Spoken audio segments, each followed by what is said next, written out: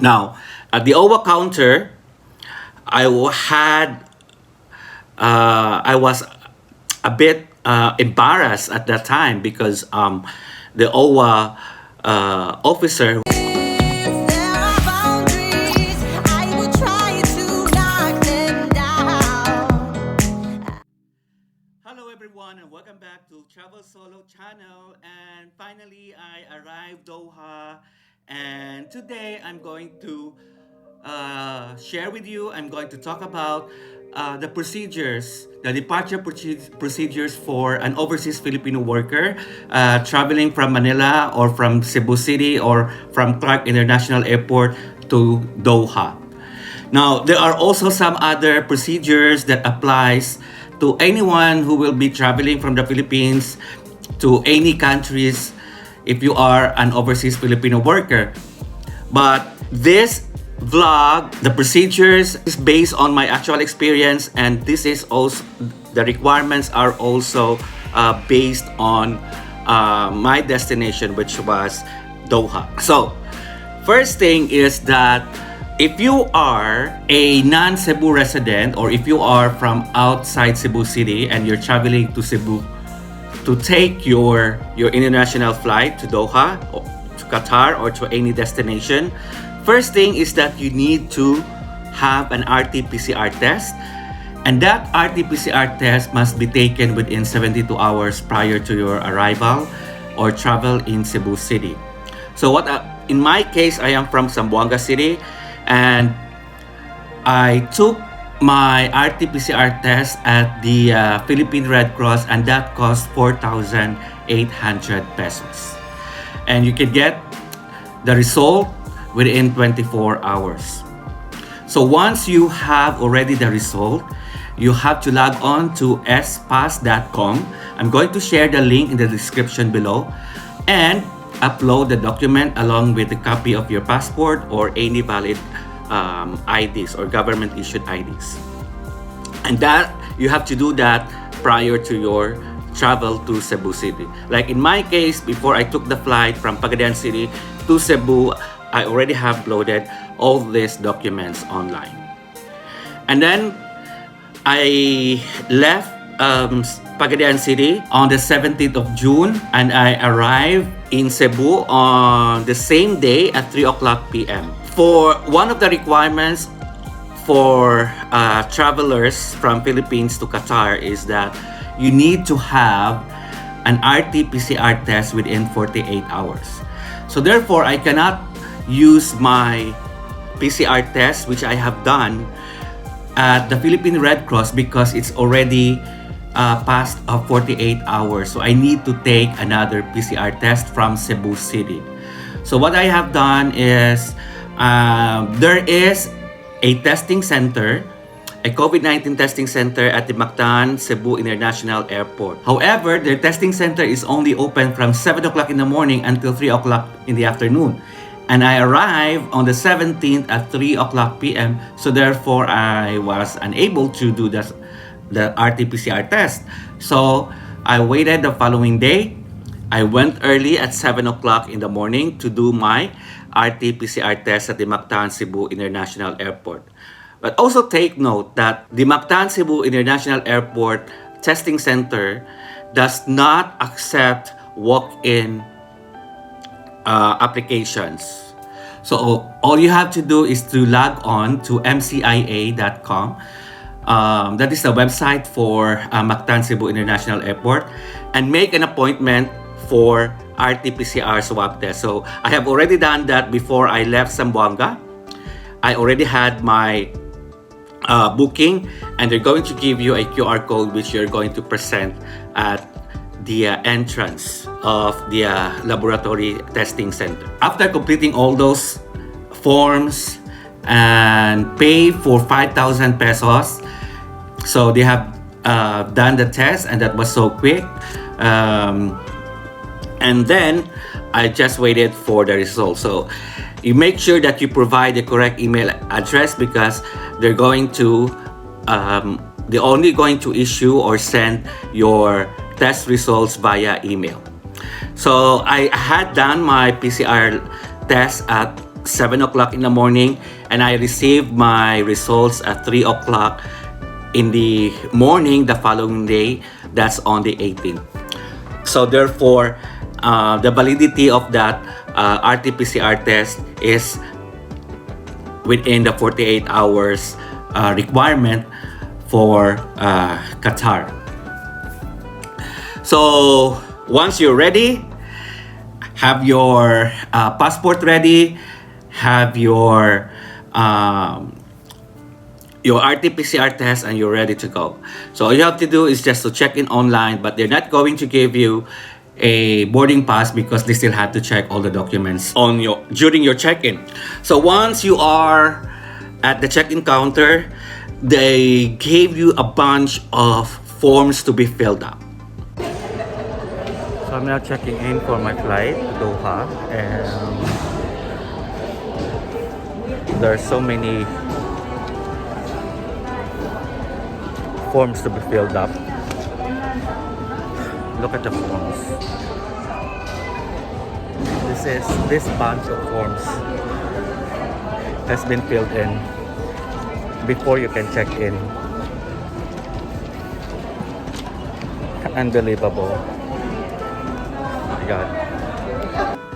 Yes, a lot of forms. So make sure that you take a pen with you when you go to the airport, because there are no pen at the airport.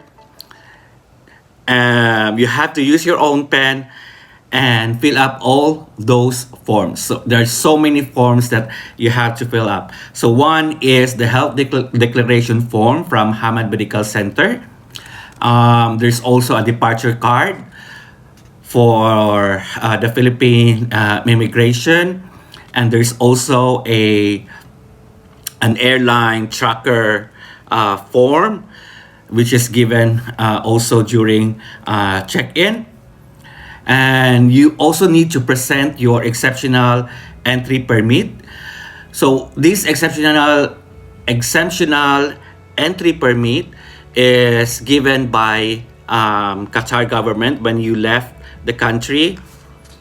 All you have to do is to apply for an exceptional permit after you have after you pass the immigration at the Doha airport. And also, they're going to check your phone if you have already downloaded the Etheras application. And they will also check your hotel quarantine booking through Discover Qatar. Now, Qatar has measures where they require travelers coming from 6 countries that are under the red zone or red flag, and this includes the Philippines. And also, apart from Philippines, they also have included India, Nepal, Bangladesh, and Sri Lanka. So, regardless if you are already fully vaccinated from Qatar, still you have to undergo the mandatory 10 days hotel quarantine if you come from those 6 countries that I have mentioned. So once they have already validated all your documents at the check-in counter, then they will also ask you to pass through the POEA and OWWA counter. So you need to show your Balik Manggagawa online exemption.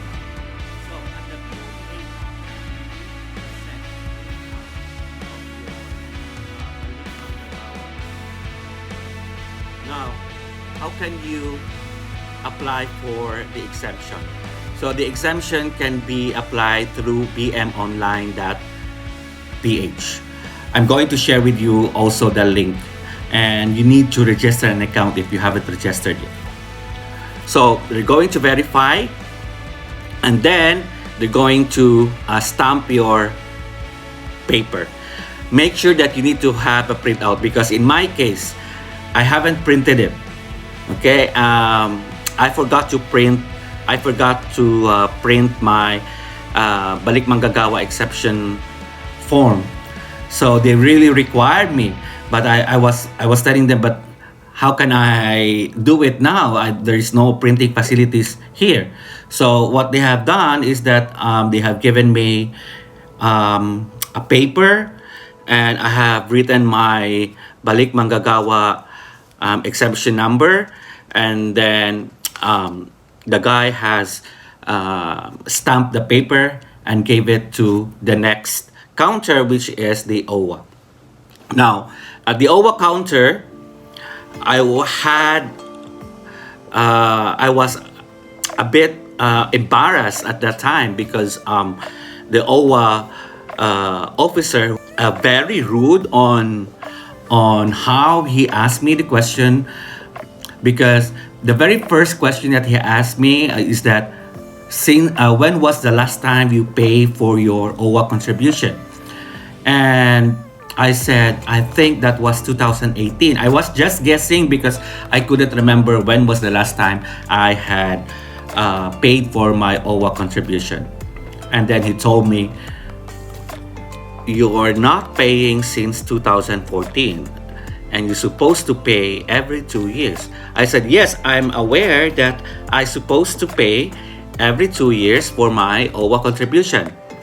But to tell you, you can also check on my passport, I'm coming home to the Philippines for a vacation every year, and sometimes even every 6 months. But I always apply for balik manggagawa exemption online, and no one had asked me to pay for that OWWA contribution. And then he was telling me, don't you know that when you arrive in the Philippines, the money that OWWA spend for your hotel quarantine and for your free swab test comes from your OWWA membership? And I said, yes, I'm aware of that, and I appreciate that. Okay, I'm aware of that. I appreciate. I thank the government for for giving us that privilege. However, you should have set up a measure where you can control and ensure that Filipinos, overseas Filipino workers, prior to their departure from the Philippines, they can pay for their contribution every 2 years. Okay? So it's not my fault because I'm willing to pay, but it's not my fault if I miss some payments on my OWWA contribution. Okay? Because there was no measure. And I remember when I went home in 2020, last year. Okay? Last year, I went to POEA and OWWA. I went to POEA to get an OEC at the POEA Zamboanga office, and they didn't even ask me to pay for my OWWA contribution. So whose fault is that? Okay, if I haven't paid for since 2014, they should have told me at that time, but no one have told me. So don't blame me that I wasn't paying my OWWA contribution because you don't have any process in place. Okay, you don't have any control measures in place. It's not my fault. It's your agency's fault. It's your office fault. All right? And now that because there's pandemic and you spend a lot of money, and this is the only time that you're really obliging us to pay and insulting us or embarrassing us or embarrass us in front of other overseas Filipino workers, that's not fair. Okay? So for you guys, if you knew that you are not paying, make sure that you already have your money ready to pay for 1,199 OWWA contribution. And it's fair enough because OWWA has spent a lot of money for overseas Filipino workers during this pandemic. You know, they provided us a free hotel quarantine, and I experienced that myself, and I really appreciate that. After you have cleared the OWWA and the POEA, so you can now move to the airport terminal fee counter. So you're not going to pay an airport terminal fee because overseas Filipino workers are exempted from paying terminal fees. But what you're going to do there is to present your OEC or your Balik Manggagawa exemption form, and they will give you a refund for their travel tax of 925 pesos. Now, after you have completed all these documents, then you can then the check-in counter will give you your boarding pass. And please also take note that anywhere in the Philippines, any airport in the Philippines, and even in establishments in the Philippines, they require you to wear your face shield. So make sure that you have a face shield with you, because once you are in the airport, you have to wear it. And also, when during boarding, you have to wear your face shield. But inside the aircraft, you can take it out. And when I arrived here in Doha, at the Hamad International Airport, they didn't even require us to wear the face shield. You just had to wear for your mask. All right. So once you have completed, you have your boarding pass, then you can now move to the immigration. So all you have to do at the immigration is just to show your passport, your residence permit if you are a returning overseas Filipino worker in Doha, or your visa, and also your OEC if you are a new overseas Filipino worker, or your BM or Balik Manggagawa exemption form. So you have to present that as well to the immigration officer. And once you're cleared, then you are already ready to take your flight going to Doha. You can already board the plane. So those are the procedures if you are an overseas Filipino workers. Now, I did this video because I received so many questions from my previous vlog, and asking so many questions about the procedures, about the requirements. So that's why I have decided to put up this content. I hope you find this video informational, and if you have any questions, please comment down below, and I will be very happy to reply to your questions. Until next time.